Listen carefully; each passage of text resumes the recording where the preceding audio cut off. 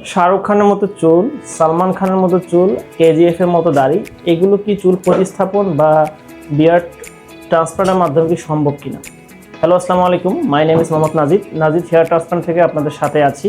আজকে কথা বলবো শাহরুখ খান, সালমান খানের মতো যে হেয়ার স্টাইলটা আপনারা দেখেন মুভিতে, সেরকম কি আপনাদের হেয়ার লাইন চুল প্রতিস্থাপনের মাধ্যমে সম্ভব কিনা।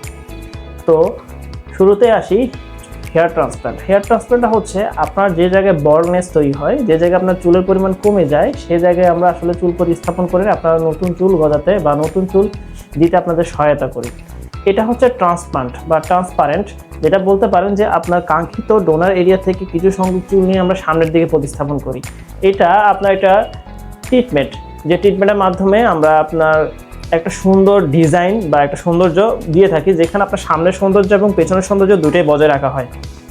এখন কোয়েশ্চেন হলো যে কি এই ট্রান্সপ্লান্টের মাধ্যমে কি আপনার শাহরুখ খান বা সালমান খান যেটা সচরাচর মুভিতে দেখেন তাদের যে চুলের ডেন্সিটি সেরকম দেওয়া পসিবল কিনা?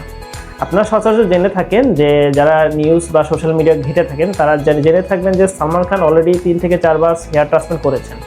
তার হেয়ার লুক বা হেয়ার ডেন্সিটি দেখলে আপনারা বুঝতে পারবেন। বাট শাহরুখ খানের যেটা আছে সেটা হচ্ছে ন্যাচারাল। সেই ন্যাচারাল লুকটা আনার জন্য অবশ্যই একটা ভালো ডেন্সিটি আপনাকে দিতে হবে।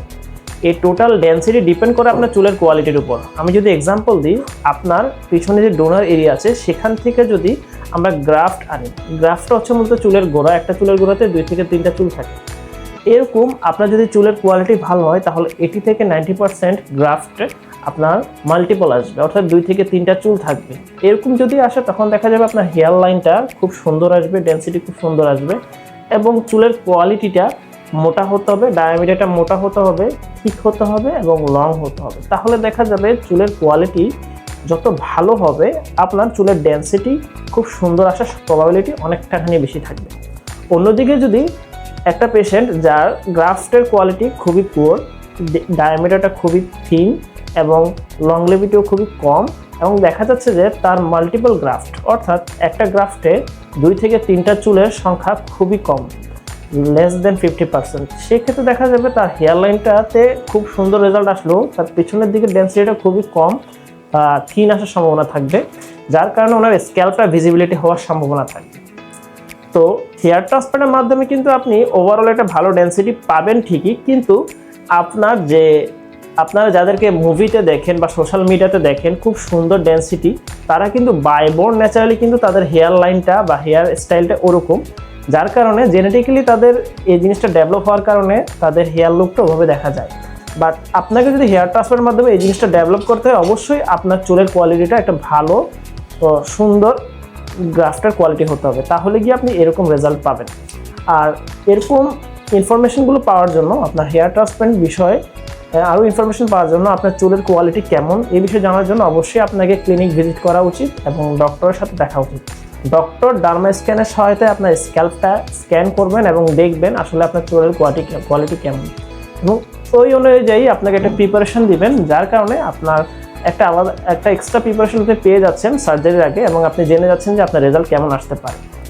এই জিনিসগুলো আসলে সচরাচর অন্যান্য ক্লিনিকে হয় না বা যাচাই করা হয় না বা আপনি নিজেও জানেন না। মার্কেটিং পলিসিতে একটা জিনিস বলা হয় যে আপনার রেজাল্ট চলে আসবে, একদম ভালো রেজাল্ট আসবে, কিন্তু কীরকম রেজাল্ট আসতে পারে এবং আপনি কি পদক্ষেপ নিলে আপনার রেজাল্ট আরও সুন্দর আসবে এবং আপনার রেজাল্টটা আপকামিং রেজাল্টটা কেমন আসতে পারে সেই জিনিসগুলো সম্পর্কে একটা প্রপার ধারণা দেওয়া হয় না। যে ধারণাগুলো কিন্তু একটা ট্রান্সপ্লান্ট পেশেন্টদের জানা উচিত। যদি আপনি সার্জারির আগে এরকম সার্জারি প্রিপারেশন নিচ্ছেন এবং সার্জারি সম্পর্কে আপনার এরকম ধারণা না থাকে, অবশ্যই আপনি ক্লিনিক ভিজিট করবেন এবং ইনফরমেশনগুলো ভালোভাবে কালেক্ট করবেন, যাতে আপনি প্রপার ইনফরমেশন নিয়ে একটা প্রপার ধারণা নিয়ে আপনি সার্জারিতে নামতে পারেন। তাহলে আপনি সার্জারির রেজাল্ট পাওয়ার আগে আপনি সার্জারি সম্পর্কে অনেক ইনফরমেশন পাবেন, যেটাতে আপনি আপনার রেজাল্ট নিয়ে অনেকটাখানি স্যাটিসফাই হতে পারেন। তো আজকের জন্য এতটুকুই। আজকে আমরা গ্রাফটের কোয়ালিটি সম্পর্কে কিছু ইনফরমেশন দেওয়ার চেষ্টা করেছি। আপনারা যদি এরকম আরও সুন্দর সুন্দর ভিডিও বা ইনফরমেটিভ ভিডিওগুলো দেখতে পছন্দ করেন তাহলে আমার চ্যানেলটা সাবস্ক্রাইব করে রাখতে পারেন, যাতে আপকামিং ভিডিওগুলো আপনাদের সামনে তাড়াতাড়ি আসে।